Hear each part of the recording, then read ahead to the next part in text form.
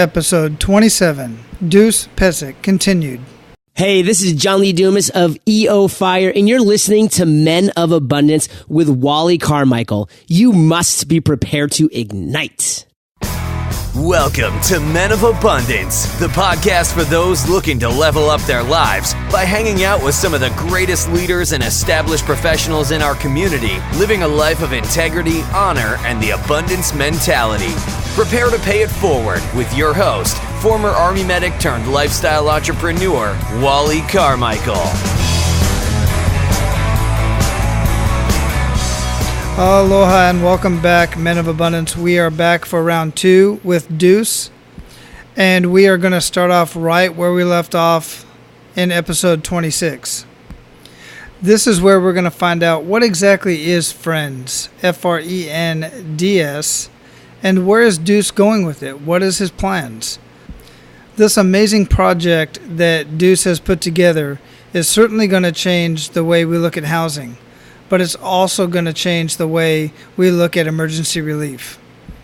Before we get into the show, I want you to know that you can get involved in the conversation by joining us on our Men of Abundance Facebook page. I have a free community set up for you over there, and you can find the link to join the group in the show notes at menofabundance.com/026 or 027. Simply scroll down until you see Get Involved in the Conversation. Click on that link, and it will take you directly to the Facebook group. Click on the green button, and I will give you access. All right, now let's continue with the show. What exactly is Friends? And the acronym is FRENDS. Yes, sir. They are first response emergency needs dispatched shelters. They were conceived in 2005, but my aha moment was on August 29th, 2005. And the way Friends became involved is because in 2003, Henry Blake had a great quote that said, "I must create a system or be enslaved by another man's." Okay? Mm-hmm. And that kind of gave me that look, I'm not finding the house that I need. I'm not finding, at that time, it was the height of the housing industry. $100,000 really didn't get you all that much. You know what I mean? And I thought about it, and I was like, well, let's see. The market determines the homes. Okay, so what if at that time, my thought process was, what if Nick's mom decides that she needed to move or something, whether it be work or whatever. I don't, and my son goes with her, how am I going to get to him again? Now, if the market crashes, now it's going to be, harder to sell my home, and the longer I'll be before I sell it to be with my boy again. Because let's be honest, I'm the new American dream, which is paycheck to paycheck. It was hard to save up. And then, of course, when you have a family and you have kids, money's going everywhere. So, how is it that I'm going to go ahead and get to him quicker? I don't want to be away from my boy. I'm here because of him. I'm going to chase him, but what's that gap? And the market will determine that. So I was like, all right, well, I thought about, all right, well, how about a movable home? So even though manufactured homes were gorgeous, they're making beautiful stuff, it was just not my taste. Once again, growing up in New York City and living in South Florida, I like that cutting edge design, clean lines, interesting materials, modern minimalism. That's what I like. That's my personal taste and flavor. And you can't find that in that type of package of home. So I stemmed into prefabricated homes, and those were great. Those were new. They just started coming out right around 2003, 2004, and people were making beautiful structures. But because it's a new concept and the materials were expensive, you're still looking at $250, $280 dollars a square foot. You know, so I mean, 1,000 square foot home is under 300 grand. That's wow. You know, holy cow, that's not much either. You know, but you get a nice property, but you know, it just wasn't like cost effective for the average guy. You know, so I thought about it. I was like, well, how about if I start doing like a kit home? Well, I was looking around for the perfect type of architectural structure. I love architectural and structural engineering. Those just to kind of give you a heads up. I love architecture. I think the homes and you know, I mean, you could get some wild angles and unique materials and you know blend them together to form something absolutely phenomenal. Yeah, that's obvious by looking at your Facebook page. Yeah. Yeah. Beautiful, Yes. beautiful pictures, by the way. I love looking. Yeah, thank you. Yeah, listen, and yeah, absolutely. I gotta tell you, man, people are making beautiful, you know, and my hats off to the photographers. You know, the beautiful shots they take out there. That's another reason. You know, I've got actually quite a few photographers that are following me because they like the pictures I post. So you know, hey, high five. That's great. But you know, I was looking for what type of model can I follow to go ahead and execute on having a home that's disassemblable and relocatable and then reassemble. So that way you're skipping that whole middleman of having to sell and then go to closing and then go, you know, to the city where you're moving to, and you know, now you got to find everything all over. So I figured, well, what if I find something that all you need to do is go to the other city and find an area that has a lot, you know, available lots, and then just get, you know, the plumbing and the electric, you know, dug underground and comes up into the house. And now you just relocate your home piece by piece. Not piece by piece, but, you know, you disassemble it, put it on the back of a semi, relocate it. Well, I found the home. And the home that I cannot wait to build is my home that is modeled after the Farnsworth house. The Farnsworth house was built in 1951 by Ludwig Mies van der Rohe.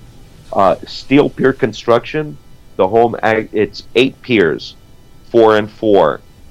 Well, the home was built for Dr. Farnsworth, who was a doctor at the time, and her family had 50 acres just outside of Chicago and Plano, Illinois. So she commissioned Ludwig Mies van der Rohe to go ahead and build her home, and it in 2003 or 2004, the National Preservation Historic Society in Washington purchased the structure as an icon architectural piece that's being preserved. To give you just a quick snippet, because it's steel piers and it was right along the river, the flooring, the interior flooring, isn't directly on the foundation, but with piers, you could raise the flooring as high as you want because it's just going to be bolted through and suspended on those piers above ground. So I was like, all right, that makes perfect sense. And it is like the modern minimalist dream. There are no outside walls. The actual walls are floor-to-ceiling glass panels all the way around the structure. And to control the lighting, the interior is set up on a cabling system around the whole entire perimeter for curtains.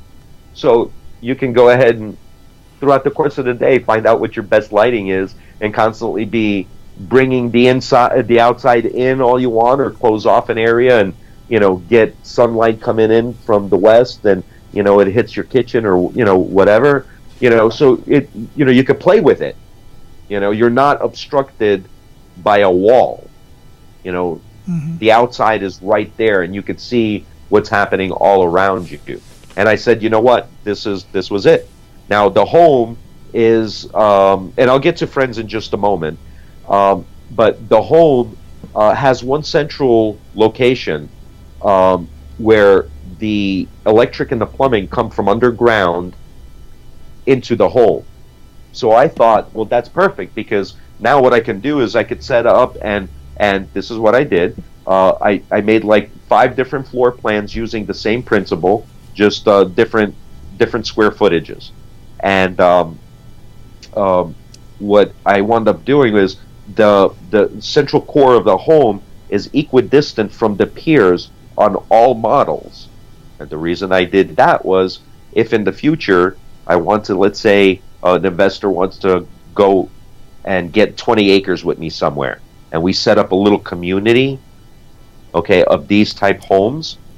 The beauty part about it is you could set up the foundation of each home, because it's really easy and low cost, because all you're doing is drilling 8 holes for the piers and a few holes to fill with concrete that are going to be for the stumps for the the entranceway. So like when you step from your driveway, you walk up, it's like a landing platform, and then from there you walk a few more steps onto the ground floor of the home. So in essence, instead of bringing out construction crews and being overly charged every time you have a house for sale, you can just have them come in from the beginning and do it all at one time, right? Technically speaking, you can actually do that. Now, my job would be to upsell you a home. If you like 1,200 square foot, whether if you like the 1,200 square footer, but yet you realize that you might need the 1,570 square foot unit, it could still be built on that same lot, because everything is cohesive, and they're equidistant from each other on every single floor plan. So I was like, wow, that's actually very cost effective, because you could get a construction company to come in and dig all this. We know on 20 acres we could go ahead and sell maybe 25 homes. Okay, drill them all out.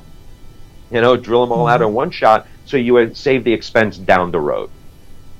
And before I get to the how friends evolved, is this actual home actually grew to the concept today, which is I want to sell our home still, even though Friends is the foundation of the company.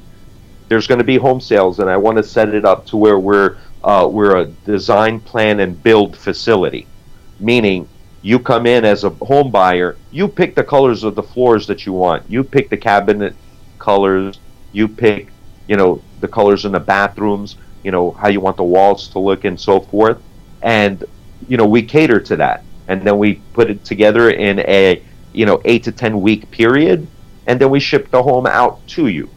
But what I'm very, very proud to say is because I like high-end design, and the skeleton of the home is really inexpensive, honestly speaking, my high taste in furnishings wound up being 4 times more than the actual steel structure of the home.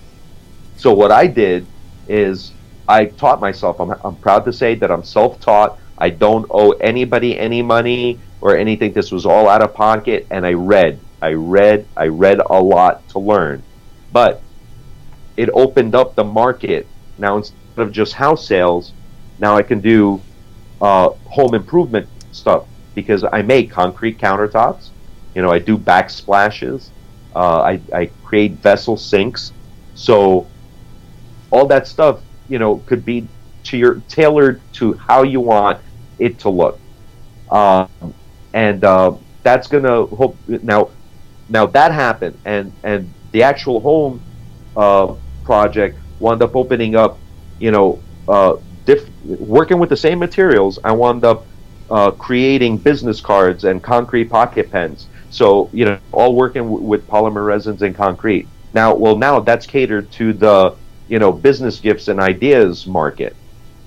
It opened up coasters and accent bowls and table centerpieces. Well, that opened up the market to the home accessories market. You see where I'm going with this? Yeah, absolutely. It's and of course, concrete countertops, backsplashes. That's tapping into the home improvement market. So just that one house, the dream of not being away from my boy, created me to specialize in working with these 2 materials that now that alone has 4 to 5, marketable areas. So I'm very happy, and that just adds to my executive summary and my business plan, because as of today, with my life's work, I have a total of 9 product lines affecting 7 different markets. So the investors that I'm looking for, obviously, could see that I don't, I'm not resting all my eggs in one basket. There's different things to do. There's so much more happiness and joy to bring to people. But to tap into how friends evolved now from that, what wound up happening is I was looking for funding to build the first house, because I was looking at using polycarbonate structured sheets as the glass, as the exterior wall, to keep the cost low. And it's a new material, it's very easy to work with, and so forth. Somebody saw a firm who was putting together paperwork to do my business plan, opened up the idea that, hey, if that's a great looking house, that's an awesome looking house, if you found a way to have the walls collapse, and to have it fold into each other, like to sandwich, for the ceiling to drop down to the floor level, you could actually sell them as collapsible cabanas to high-end beach resorts around the world.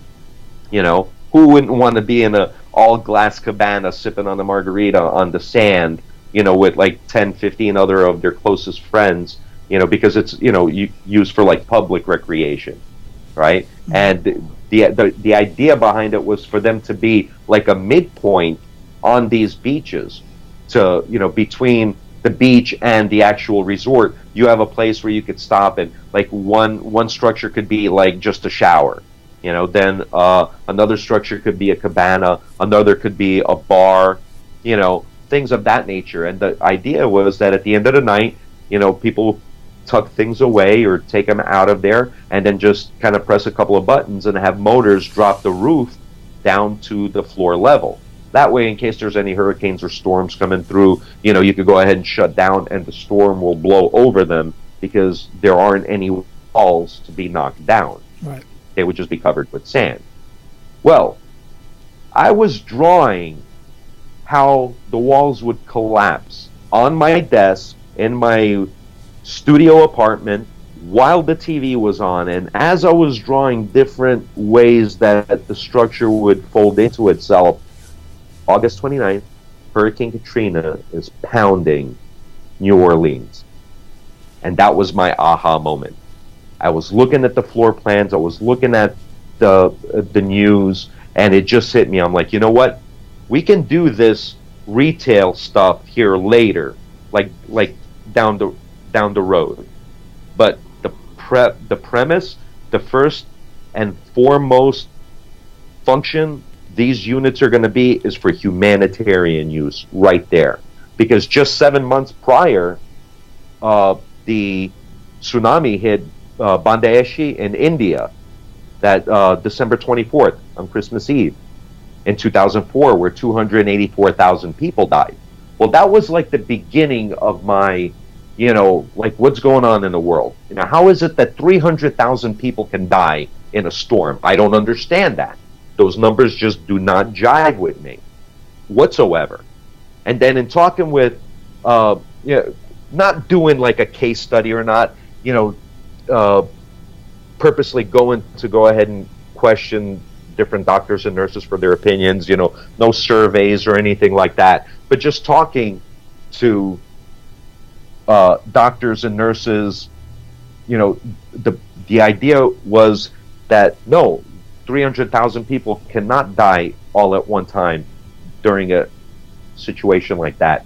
But a lot of them do get hurt.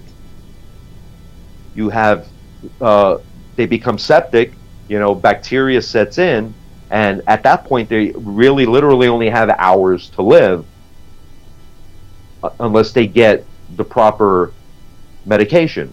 Sometimes all it is just a shot. You know what I'm saying? Mm-hmm. So to me, like, those numbers just were mind-boggling. I'm like, look, there's got to be a better way. Like, what's going on now? Like, what's happening? Is it transportation? Getting supplies to the area? Is it emergency management, or is there like a variance in reaction time, or is it, because and what I did find out is, it takes a while to get, your volunteer nurses, your volunteer, just your regular volunteers, nurses, medics together to go to an area to help. Okay. So I was like, all right, there's got to be a better way. So I started building friends around that principle. Now, friends being first response emergency needs dispatch shelters. What they're like, for example, the earthquakes that we had in Bangladesh and Italy just yesterday, the day before. Mm-hmm. Okay, in situations like that, conventional transportation is cut off because roads. I mean, during an earthquake, roads are destroyed. You can't use conventional transportation to get in the area to help people. Well, if it's if you have a population like, let's say, Nepal, okay, Nepal, you had their towns and their little towns and cities, where they all congregate. When the Nepal earthquake hit, the airports were destroyed, so you can't get help to them. Okay, it was difficult to transport supplies to the affected area. Well, I was like, all right, so the first thing that I came up with was, all right, well, whatever I'm going to build, it has to come from above. It just has to.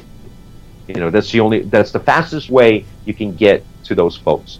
Well, what I found is that you need people, you need supplies, and you need a facility to be able to do the work to help people in despair. Okay? Now, what I wound up doing is, my friends, they're 15. I've got two sizes, and I'm planning on building both sizes. Even though the smaller one is going to be the most popular one, but the big one, it needs to be built to show that we do have an exact structure in a larger scale for those areas that you need to temporarily house people for a period of time. Now, the emergency needs, the description on them is, I have designed my entire structure, friends, they only sit 36 inches tall in its collapsed form. So when you're standing in your kitchen and you're leaning up, that's how tall friends are. That's how high they are. Now, they're 36 inches tall, so we could stack 3 layers on the back of a tractor trailer. Friends are made up of 3 primary materials and 2 mechanical components. The 3 primary materials are polycarbonate structured sheets, timber sill wood, and a high gauge aluminum frame. The only 2 components on the structure are solar power and hydraulic arms that are used to lift the walls up. The way it's set up, when there's a disaster, the friends are brought in by helicopter. Now that you've got a structure, now you could go ahead and have people come work the structure, to be aides, to be medics. Instead of spending time in putting a structure together, my units, because they have the solar power and the hydraulic arms, when they are released from the helicopter and the medics come down after, I have it designed to where it's a wired control box, like an industrial garage where they have the roll-top cages, and it's just that yellow big box on a thick wire. That's pretty much what each friends will have to be operated with. All they have to do is just grab that control box, press a couple of buttons to turn the motors on, and the hydraulic arms lift out from flat to 90 degrees from the inside out. Well, that motion will push the roof upward. Once the walls are up in place, there's just simple locking mechanisms to lock the walls to the floor and lock the walls to the roof. And then in essence, what happens at that point is medics start retrieving the supplies that they know that they're going to need. Okay, I actually had to design my own special type of stretcher to fit within the friend structure, because when it's in collapsed position, there's only like 2.5 inches of space in the floor. In its completed stage, the small units are 5,000 pounds. That's what we're shooting for, and that's with the solar, with panels, the batteries, the mechanisms. That's just dry weight. That's just a unit by itself. But once you start filling it with different supplies, we're looking at the additional supplies are come up to about 1,000 pounds. So you're looking at a 6,000 pound total weight structure. So I had to look for materials that are, that are strong but yet durable. I see a lot of applications for that. One, as you mentioned, for these humanitarian relief. I've been on a lot of humanitarian relief missions around the world. I'm a retired Army medic. I was an Army medic for 25 years. Yes, I saw that. Yeah, so I spent a lot of time in South and Central America. We would go out building schools and clinics for communities, and we'd do what we called medical readiness missions, where we would do everything from pulling teeth to giving sutures, not a whole lot of medications for various reasons, but we always end up taking along with us these huge, bulky tents that were cumbersome. We've gotten better over the years with the tents and stuff. Sure, we've got one that just literally just like you pull it apart and it pops up. But even still, it's got a lot of, there's not a whole lot of insulation. We have the huge AC units that go along with it. Really good equipment, but this would definitely be something that would make it a more permanent structure that we could actually, even if need be, which in a lot of cases we do leave equipment in place. And we could leave something like that in place for the community to continue to use. And then on a commercial side, before you got into the humanitarian, which is just completely abundant and in your mindset, and I love the way that you think, and that's another reason why I'm glad I got you on the show. But from a commercial standpoint, I'm seeing KOA camps popped up for RVs. And one of the best investments is land for trailer parks, for trailers. You could have communities around the world where this month I want to live in Florida, but next month I want to be in North Carolina. And I can just move my home. Yeah, absolutely. You could definitely do stuff like that. I mean, my current plan right now, obviously the first year is going to be dedicated to building the prototypes of Friends, doing the big, marketing push, letting the world know who I am. I want this initial growth period, and the things that we're looking to do, we're looking to be everywhere, because that's the only way that you're going to wind up getting eyes to you. So, we're definitely planning on doing a big marketing push. And as far as the various markets that I've chose for Friends, is that, obviously I'd like to seek a military contract with our country. That's obvious. Once we get them built and we apply for that, that doesn't stop us from being able to sell to, independent states, like going to the, governor of Georgia, going to the governor of Louisiana right now, with the flooding that's going on there. I have a representative in Malawi. There's another gentleman showing interest in Liberia. There's another gentleman who was doing some work in Canada, talking with the Minister of Defense for Canada. So I've got these three people that were going around pushing for me early this year. It was like February, March. So, I'm very grateful that, people see the vision and what we aim to do. Well, it doesn't stop there, because, we want to go ahead and offer our product to whatever community. I've got a solution. I want to be the Uber of first responders, during the stormy seasons. But what about the winter? And of course, the first thing that hit me was, listen, during the winter time, homeless shelters, if you're not there early enough, you lose a spot, and that forces homeless people to live in the street. Now, actually, the cities could actually use these as additional housing for overnight. Just a place to put your head down at night, be warm, and you can continue your day tomorrow. So now they can be used year-round, during the stormy season and then during the winter season. I've designed a latrine inside the units. You have power, so if you do have a phone at least. That's why somebody said, well, you're a disruptor, because it's not that you just provide a product, but you're providing enhanced logistics to get to people quicker, because that's the underlying thing, is to get to the folks that are injured. Now, what's happening now is people have, like FEMA's and different organizations have their makeshift tents, but, they build them on the outskirts of the devastation. Now, it's hard to get to those people, that are injured within the area.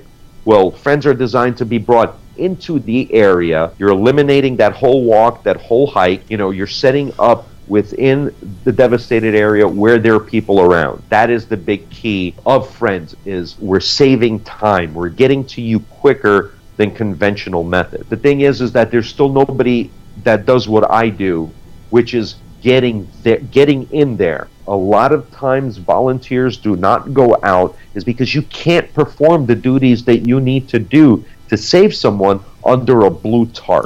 So now they're saying that, now I've got polycarbonate structured sheets. They withstand the 100-mile-per-hour 2x4 test. You're in a semi-sanitary interior. Well, you take care of the medics. You give them a facility to be able to do a job. They'll go anywhere because they know they'll feel secure, and their own safety is, taken into consideration. So now they're more apt to go out and help because they have some place to work out. Yeah, and I, for one, can definitely appreciate that.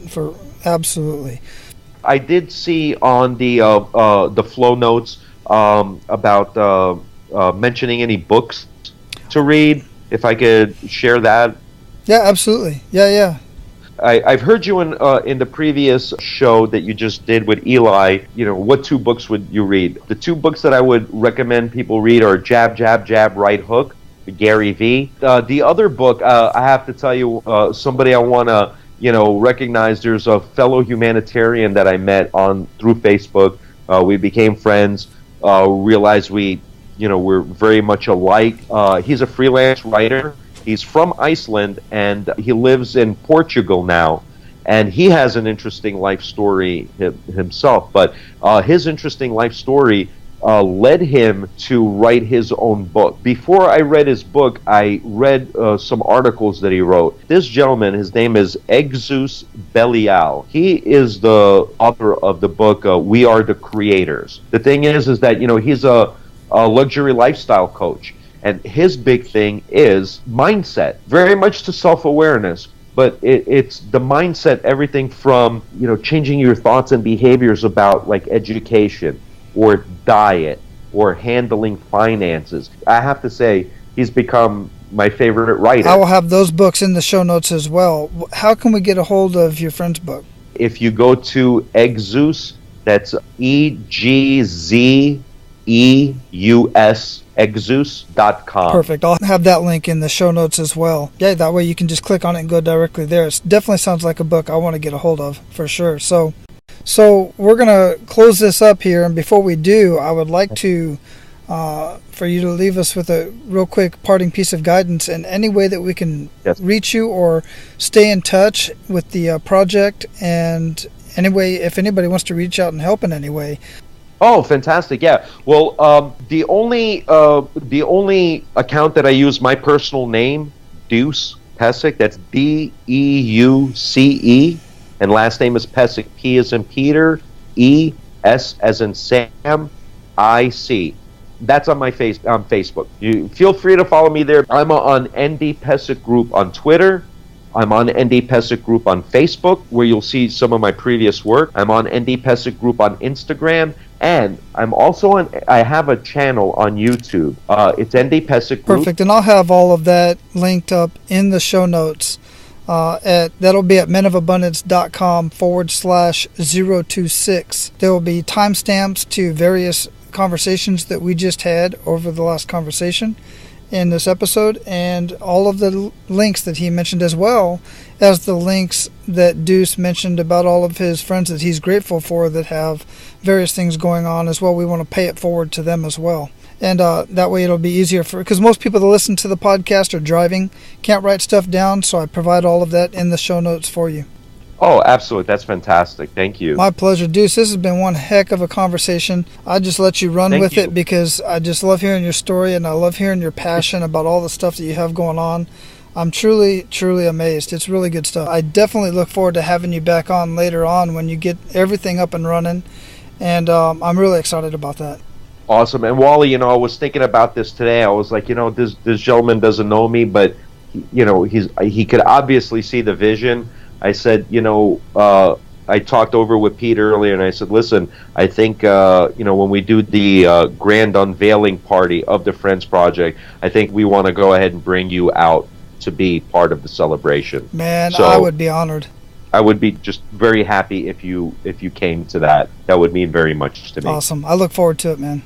Awesome. Thank you, sir. Once again, I'm speechless. Thank you so much for having me on your show. It's my pleasure, and that's what Men of Abundance is all about. Have an awesome day, Deuce. Sir, you do the same. Thank you. All right, Men of Abundance, once again, thank you so much for listening, and I appreciate all of your support and feedback. And if you have not had a chance to subscribe, rate, and review on iTunes or Stitcher, please do so right away. Now go out and live your life of abundance, and make sure to pay it forward. That's all for today, Abundance Leaders. For more about our guests and the powerful information we shared with you today, be sure to sign up for our mailing list at menofabundance.com. We appreciate your time and look forward to hanging out with you on our next episode. So until then, be sure to pay it forward and live your life of abundance.